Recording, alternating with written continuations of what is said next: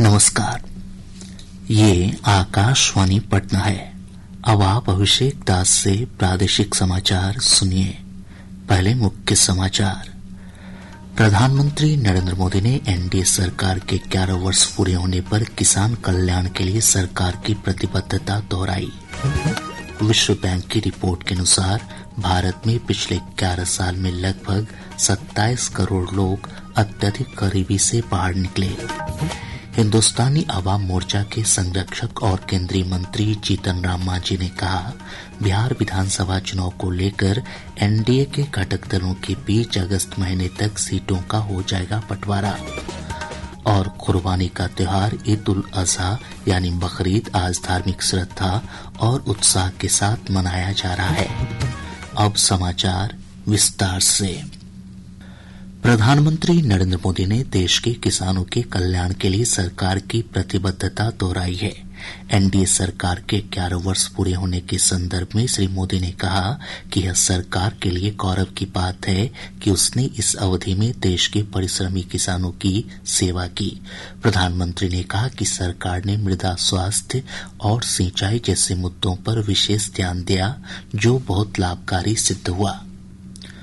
देश में सेवा, सुशासन और गरीब कल्याण के सिद्धांतों से प्रेरित होकर एक दशक में उल्लेखनीय परिवर्तन हुआ है। आकाशवाणी समाचार पिछले 11 वर्षों में प्रमुख क्षेत्रों में सरकार के प्रयासों पर एक विशेष प्रसारण लेकर आया है। इस श्रृंखला में आज प्रस्तुत है भारतीय किसानों के सशक्तिकरण पर यह विशेष रिपोर्ट।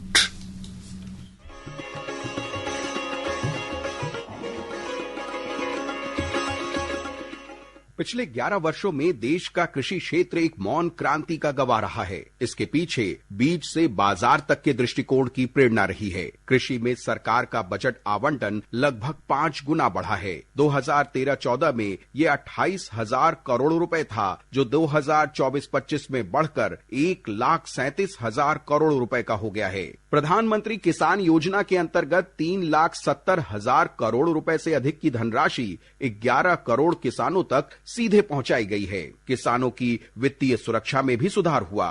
किसान क्रेडिट कार्ड योजना ने 10 लाख करोड़ रुपए का ऋण दिया। वहीं फसल बीमा योजना से लगभग 20 करोड़ किसानों को लाभ हुआ है, जिनके 1,75,000 करोड़ रुपए के फसल बीमा दावों का निपटान किया गया। गेहूं, धान, दलहन और तिलहन जैसी प्रमुख फसलों के लिए न्यूनतम समर्थन मूल्य में भारी बढ़ोतरी हुई है। सोलर पंपों के लिए पीएम कुसुम और प्राकृतिक खेती मिशन जैसी योजनाओं से कृषि क्षेत्र में मजबूती और स्थिरता को बढ़ावा मिला। पीएम कृषि सिंचाई और मृदा स्वास्थ्य कार्ड योजना ने सिंचाई और मृदा उत्पादकता को मजबूत किया है। किसानों को आधुनिक उपकरणों और वैज्ञानिक जानकारी के साथ सशक्त बनाया है। सरकार ने संबद्ध क्षेत्रों पर भी ध्यान केंद्रित किया है। दूध उत्पादन में 63% से अधिक वृद्धि हुई है। इससे भारत दुनिया का शीर्ष डेयरी उत्पादक बन गया है और दूध उत्पादन से जुड़े 8 करोड़ से अधिक किसानों को लाभ हुआ है। मछली पालन में भारत का उत्पादन 10 वर्षों में लगभग 2 गुना हो गया है। इससे ग्रामीण आजीविका और तटीय समृद्धि को बढ़ावा मिला। आज भारतीय किसान केवल एक कृषक नहीं है, अब वो राष्ट्रीय विकास में महत्वपूर्ण योगदान भी दे रहा है। दिल्ली से विष्णु की रिपोर्ट के साथ समाचार कक्ष से शशांक कुमार। विकसित भारत का अमृतकाल, सेवा, सुशासन, गरीब कल्याण के 11 साल। भारत में बेहद गरीबी की हालत में रहने वालों की संख्या कम करने की दिशा में उल्लेखनीय सफलता मिली है। 2011-12 से 2022-23 के बीच 26 करोड़ 90 लाख लोगों को इससे बाहर निकाला गया। एक रिपोर्ट। विश्व बैंक के ताजा आंकड़ों के अनुसार गरीबी की ये दर 2011-12 में 27.1% थी। 2022-23 में ये घटकर केवल 5.3% रह गई। देश में 2011-12 में 34 करोड़ 44 लाख से ज्यादा लोग बेहद गरीबी की हालत में थे और 2022-23 में इनकी संख्या तेजी से घटकर 7 करोड़ 52 लाख के करीब रह गई। एनडीए सरकार के 11 वर्ष के कार्यकाल में लागू की गई पीएम आवास योजना, पीएम उज्ज्वला योजना, जनधन योजना और आयुष्मान भारत योजना की मदद से गरीबी की दर घटाने में ये बड़ी सफलता मिली है। इस दिशा में विशेष प्रगति उत्तर प्रदेश, महाराष्ट्र, बिहार, पश्चिम बंगाल और मध्य प्रदेश में दर्ज की गई। समाचार कक्ष से मनीषा खन्ना। हिंदुस्तानी अवाम मोर्चा के संरक्षक और केंद्रीय मंत्री जीतन राम मांझी ने कहा है कि बिहार विधानसभा चुनाव को लेकर एनडीए के घटक दलों के बीच अगस्त महीने तक सीटों का बंटवारा हो जाएगा। आज पटना में संवाददाताओं से बातचीत में श्री मांझी ने कहा कि एनडीए में सीटों के बंटवारे को लेकर कोई मतभेद नहीं है। हम लोगों का सीट पर किसी प्रकार का कोई बात नहीं हुई है और एनडीए में सीटों के लिए बंटवारा के लिए कोई हिच नहीं है। जुलाई के महीना में या उसके पहले बाद में यानी कि अगस्त तक जारी सीटों का हम लोग निपटारा कर लेंगे और सबको लड़ने लायक जितने लायक सीटें मिलेगी। हम लोग तो समूचे 242 सीट पर हम लोग चुनाव लड़ रहे हैं, क्योंकि लड़ना भी है और लड़ाना भी है। हम लोगों को एनडीए को जिताना है और नरेंद्र मोदी जी को हाथ को मजबूत करना है। डबल इंजन की सरकार बने, उसकी चिंता हम लोगों की। कांग्रेस के वरिष्ठ नेता राहुल गांधी द्वारा एक दैनिक समाचार पत्र में लिखे लेख के बाद आरोप प्रत्यारोप का सिलसिला तेज हो गया है। अपने लेख में श्री गांधी ने दावा किया है कि पिछले वर्ष महाराष्ट्र विधानसभा चुनाव में व्यापक धांधली हुई थी। इस पर अपनी प्रतिक्रिया में भाजपा के वरिष्ठ नेता और उप मुख्यमंत्री सम्राट चौधरी ने कहा कि राहुल गांधी का लोकतंत्र में कोई विश्वास नहीं रहा है, इसके चलते वे इस तरह के बयान देते रहते हैं। स्वाभाविक है, जो आदमी हारता है वो इसी तरह की बात करता है। यदि लोकतंत्र में किसी को भरोसा नहीं है तो जनता के बीच में जाए, इस्तीफा दे दे। जितनी उनकी सरकारें है वो इस्तीफा करके जाए चुनाव में, कोई दिक्कत नहीं है। चुनाव में हम लोग लड़ेंगे। इस बीच निर्वाचन आयोग ने श्री गांधी के आरोपों को सिरे से खारिज किया है। आयोग ने श्री गांधी द्वारा लगाए गए आरोपों पर बिंदुवार जवाब दिया है। शेष समाचार एक अंतराल के बाद। प्रादेशिक समाचार आप आकाशवाणी पटना से सुन रहे हैं। ताजा समाचारों के लिए आप हमारे एक्स हैंडल AIR News _ पर जा सकते हैं। कुर्बानी का त्योहार ईद उल अजहा यानी बकरीद आज धार्मिक श्रद्धा और उत्साह के साथ मनाया जा रहा है। ईद उल अजहा हजरत इब्राहिम द्वारा अल्लाह के आदेश का पालन करते हुए अपने इकलौते बेटे की कुर्बानी देने की याद में मनाया जाता है। इस अवसर पर विभिन्न मस्जिदों और ईदगाहों में विशेष नमाज अदा की गई। राजधानी पटना के गांधी मैदान में नमाज अदा करने के लिए हजारों की संख्या में मुस्लिम धर्मावलंबी पहुंचे थे। इधर बकरीद को लेकर प्रदेश भर में सुरक्षा के व्यापक प्रबंध किए गए हैं। संवेदनशील स्थानों पर अतिरिक्त पुलिस बलों की तैनाती की गई है। प्रशासन सोशल मीडिया को लेकर भी सतर्कता बरत रहा है। बकरीद के अवसर पर राष्ट्रपति द्रौपदी मुर्मू, उपराष्ट्रपति जगदीप धनखड़, प्रधानमंत्री नरेंद्र मोदी, राज्यपाल आरिफ मोहम्मद खां और मुख्यमंत्री नीतीश कुमार ने लोगों को शुभकामनाएं दी हैं। राज्य सरकार ने बिहार राज्य मदरसा शिक्षा बोर्ड का पुनर्गठन किया है। जदयू नेता सलीम परवेज को बोर्ड का नया अध्यक्ष बनाया गया है। साथ ही 12 सदस्य भी मनोनीत किए गए हैं। इधर सरकार ने बिहार राज्य खाद्य आयोग का अध्यक्ष प्रहलाद कुमार सरकार को और अशोक कुमार सिंह को बाल श्रमिक आयोग का अध्यक्ष बनाया है। राष्ट्रीय सफाई कर्मचारी आयोग के पूर्व उपाध्यक्ष पवन रावत ने आज पटना में राज्यपाल आरिफ मोहम्मद खां से मुलाकात की। इस दौरान उन्होंने बिहार में सफाई कर्मचारी आयोग बनाने की मांग की। प्रदेश में विकसित कृषि संकल्प अभियान के तहत कृषि वैज्ञानिकों की टीम गांव-गांव जाकर किसानों के साथ संवाद कर रही है।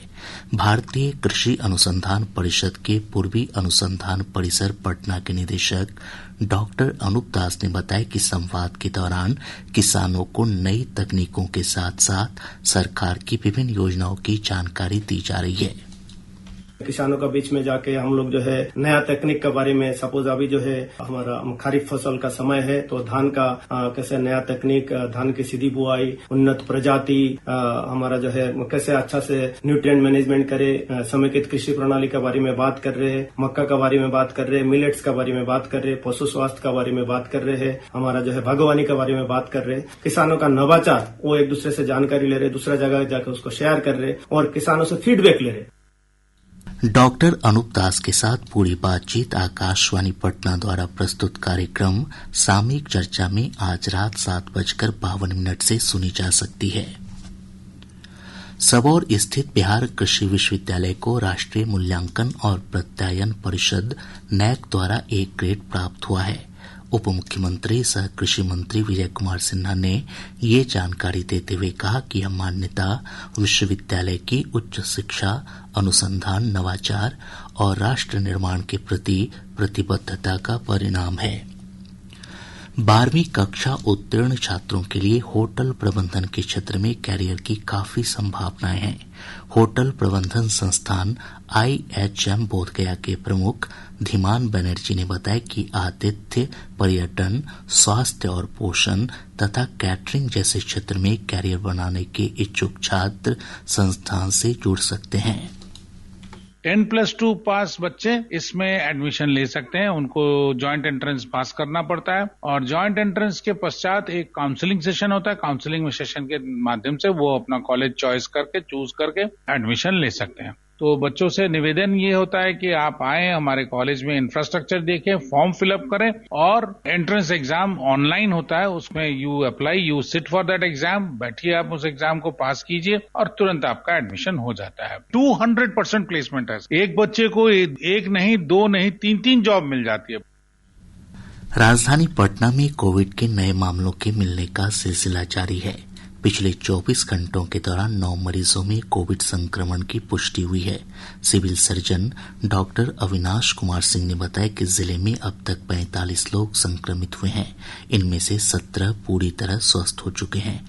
उन्होंने कहा कि वर्तमान में IGIMS, PMCH, NMCH और एम्स में कोरोना की जांच शुरू हो गई है। इस बीच स्वास्थ्य मंत्री मंगल पांडे ने कहा कि कोविड जांच के लिए राज्य के सभी जिला अस्पतालों और मेडिकल कॉलेजों में जल्द ही 1 लाख जांच किट उपलब्ध कराई जाएगी। प्रदेश में बारिश की गतिविधियों में कमी आने से एक बार फिर अधिकतम और न्यूनतम तापमान में बढ़ोतरी दर्ज की जा रही है। मौसम विभाग से प्राप्त जानकारी के अनुसार पिछले 24 घंटों के दौरान 38.5 डिग्री सेल्सियस अधिकतम तापमान के साथ बक्सर राज्य का सबसे गर्म स्थान रहा। अधिकांश स्थानों का तापमान 35 डिग्री सेल्सियस के आसपास पहुंच गया है। मौसम पूर्वानुमान में कहा गया है कि अगले 3 दिनों के दौरान औसत तापमान में 2 से 4 डिग्री सेल्सियस तक की बढ़ोतरी हो सकती है। मधुबनी जिले के नरहैया नपटोल के पास पटना से सिलीगुड़ी जा रही एक बस अनियंत्रित होकर डिवाइडर से टकरा गई। इस हादसे में एक यात्री की मौत हो गई जबकि 4 अन्य गंभीर रूप से घायल हो गए। खगड़िया समाहरणालय के पास से पुलिस, STF और DIU की टीम ने कुख्यात अपराधी विपुल यादव को हथियारों के साथ गिरफ्तार कर लिया। उस पर विभिन्न थानों में 12 मामले दर्ज हैं। और अब अंत में मुख्य समाचार एक बार फिर। प्रधानमंत्री नरेंद्र मोदी ने NDA सरकार के 11 वर्ष पूरे होने पर किसान कल्याण के लिए सरकार की प्रतिबद्धता दोहराई। विश्व बैंक की रिपोर्ट के अनुसार भारत में पिछले 11 साल में लगभग 27 करोड़ लोग अत्यधिक गरीबी से बाहर निकले। हिंदुस्तानी अवाम मोर्चा के संरक्षक और केंद्रीय मंत्री जीतन राम मांझी ने कहा, बिहार विधानसभा चुनाव को लेकर NDA के घटक दलों के बीच अगस्त महीने तक सीटों का हो जाएगा बंटवारा। और कुर्बानी का त्योहार ईद उल अजहा यानी बकरीद आज धार्मिक श्रद्धा और उत्साह के साथ मनाया जा रहा है। इसके साथ ही आकाशवाणी पटना से प्रसारित प्रादेशिक समाचार का ये अंक समाप्त हुआ। आकाशवाणी पटना से अगला समाचार बुलेटिन प्रातः 8:48 से प्रसारित किया जाएगा।